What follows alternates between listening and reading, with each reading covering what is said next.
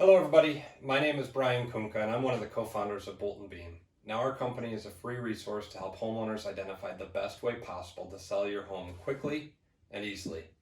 Hence the name Bolt for fast and Beam for happy and easy. Now our team is world class when it comes to helping you find a buyer for your difficult to sell home or for helping you find a buyer when you need to sell your house lightning fast. Today what I want to talk with you about is when a cash buyer comes to your house and takes a look, what goes into that offer? You know, are they making this number up, or do they have a formula? Is there a process? And the answer is they have a process. So what I want to do is I just want to go over that process, and it is basically a formula. It's a math equation. And me as a cash buyer, whenever I come to a house, I have two questions. And the two questions that I want to know is, what is the house worth all fixed up? And so what the house is worth all fixed up, we call that ARV, which is the after repair value. And the reason why I want to know that is because I want to know, what can I sell this house for after I fix it up? Now, the other question, the second most important question in my mind, when I come to a house and I'm getting ready to make an offer on a house in a cash situation, is how much money do I, as the investor, need to spend on the rehab? So how much money do I need to spend in order to be able to sell this house for top dollar? And so once I know those two numbers, how much it's worth when I go to sell it, and how much money do I need to spend in order to fix it up, once I know those two numbers, it's just a formula from there. Now let's walk through the formula. So the way that the formula works is we take the after repair value, the ARV, and we multiply it times either 70% or 75%, just depending on the situation, but it's in between 70 and 75% of the after repair value.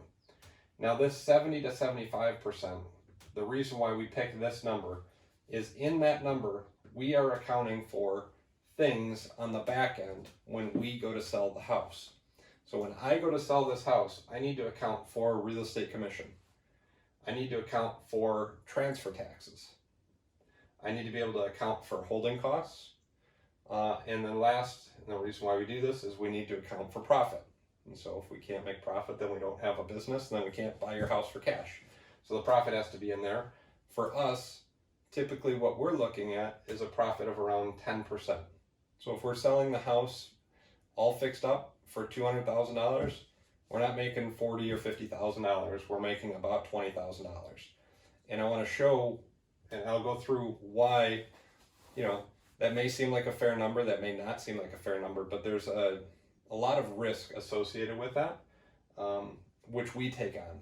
And so I want to keep running through this. So we have the after repair value, what the house is going to sell for, times 70 to 75%. Once we get that number, then what we do is we subtract off the repair costs. So if we come through and we figure that, whatever the repair is going to cost, then we just subtract it off of that number. And once we subtract the repair costs off, then we have the purchase price. So let's talk about this a little bit more. So when I come into a house and I'm looking for repairs, generally speaking, there's a couple ways you can do it. You can go room by room and identify absolutely everything to the nth degree and say, okay, well, we need to paint this wall, or we need to, fix that outlet. When we're there, we're typically there as cash buyers maybe 15 to 20 minutes. We're not going through, we're not coming up with a detailed repair list, we're not coming up with a massive scope.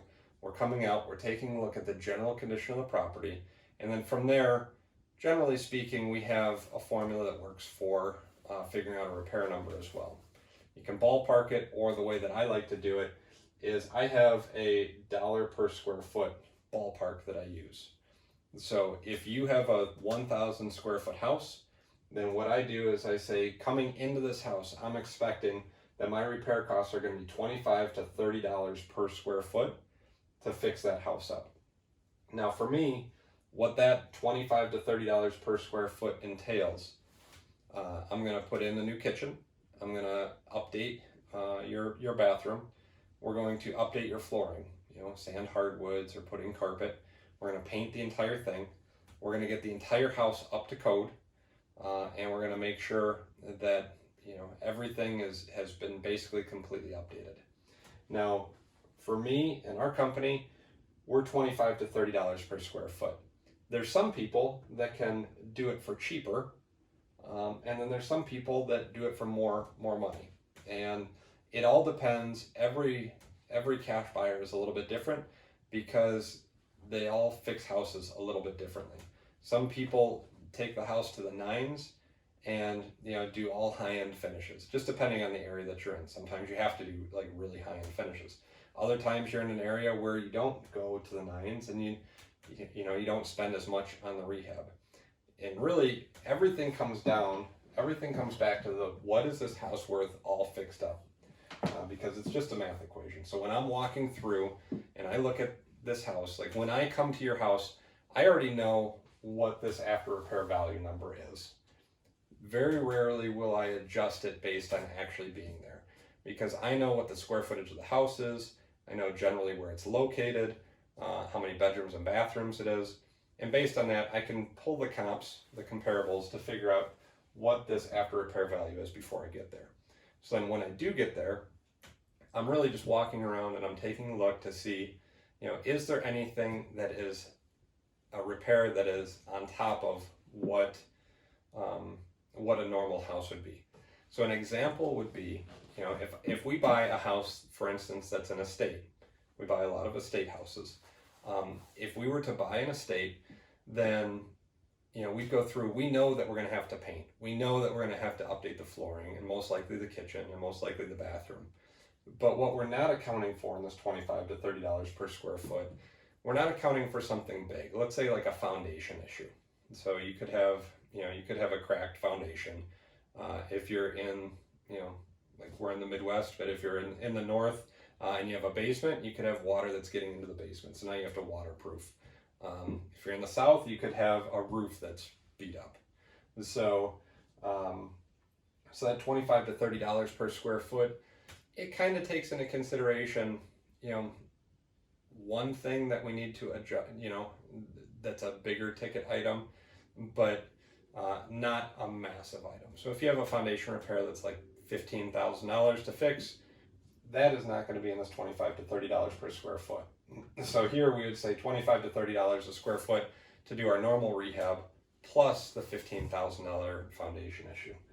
So that's coming back to the 25 to 30, that's just a ballpark. That's all we're trying to do right now, is we're just trying to get you a ballpark for, as I'm walking through as a cash buyer of your house, generally speaking, how much am I going to spend? If your house is a 1,000 square foot house, then that means I'd be expecting $25 to $30 per square foot. And so again, now we're looking at the after repair value, what the house is worth fixed up, minus my costs, commission, taxes, holding costs, plus profit. So minus this, minus the repairs, equals your purchase price. So let's talk about that a little bit. Let's use a real world example. So recently I went and I looked at a house, and basically these are how the numbers worked out. So it was a 1,000 square foot house. And we pulled the comps, we looked at everything, and we felt all fixed up that this house was going to be worth $200,000, all fixed up. And then what we did is we multiplied times 75%. And after you do that, that gets you to a number of $150,000. So if there was no repairs in this house, that would have to be our purchase price, $150,000. But typically people that reach out to us, they're really looking because there are repairs. They want to hit the easy button. They don't want to go through fixing the house up. The nice part about the cash offer is there's no appraisals that you're worried about. There's no city inspections. There's none of that type of stuff. Or if there's a city inspection, some cities make it mandatory. The buyer inherits all of that. And so you don't have to worry about fixing any of that stuff. So on this house I looked at, the after repair value was $200,000. We got rid of the 75% for our costs and profit, which took us down to $150,000. And on this particular house, it was a 1,000 square foot house. So I knew that it was going to be minus $25,000 to $30,000 in repairs. So once I subtract that, I know that my offer is going to be $120,000 to $125,000. So that's the number that you're trying to ultimately get to. How does the cash buyer get to the number? So just to run through this again. So this particular house, we thought it was worth $200,000 all fixed up. Got rid of our costs at 75%. That took us down to $150,000. We subtracted our repair costs, which are estimated at $25,000 to $30,000, and which made our offer $120,000 to $125,000. Now, there's a couple of things to point out in here, and the reason why, a lot of times you get this $120,000 to $125,000 offer, and the first thing we see is that people can be, that number either can be disappointing or not what you were hoping for. And typically the reason because of that is because of the Zestimate value. And so Zillow does a fantastic job of going through and really taking a broad brush to people's property values.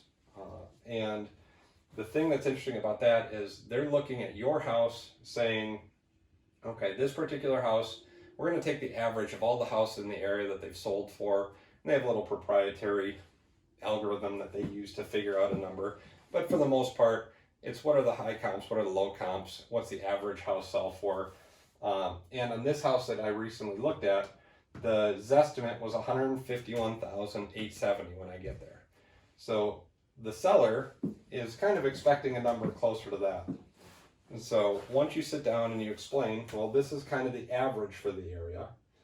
And if you look, in that area, the high-end comp was about $200,000. In the low end, there was a comp that had sold for $104,000. And a comp is a comparable, house that has sold. So a lot of people are expecting this 151, and then when I come in here and we're at $120,000 or $125,000, it's disappointing at times, but realistically, what you're looking at is, well, this 151 number, if you subtract off the repairs, then really what you're looking at is 25 to 30. You're sitting about $120,000 to $125,000, which kind of lines up with the offer that we were able to make. It doesn't always line up, but in this particular case, it did. And so I know as a cash buyer that I think I can sell for $200,000. Now here is where, people think like, okay, the offer is too low. And I want to explain why, for us, for our business to work, why that's not the case. We take on a lot of risk in order to make that offer at $120,000 to $125,000. Now we're going to go through and we're going to expect to spend $25,000 to $30,000 on this house. So if I'm expecting $30,000, the second I open a wall, I had a house one time where we opened the wall and instantly the foundation, it was a hidden issue. Had no idea. It was another almost $20,000 in repairs that we had to do. That was just unexpected. The buyer hit it and we had no idea. Or the seller hit it, sorry. So now my 25 to 30 just went up. I'm basically at $50,000 on that rehab. And that happens, not typically that much, but it happens. It's not always that high, but it does happen at lower amounts. There can be unexpected electrical. It would cost $5,000, stuff like that. So on a $200,000 house, I'm expecting a profit of about 10%, which is $20,000. So if these prices drop, then that can eat away at our profit, which is a big deal for you, because the only way that I can be your easy button and be able to buy this house quickly and easily for you is if we're able to make some money on the back end. So if you have any questions, feel free to leave them in the comments below. You can also like and subscribe to our Bolt and Beam page, or you can check us out at boltandbeam.com, or give us a call at the phone number listed at the website. Other than that, good luck selling your home. Hope this was helpful.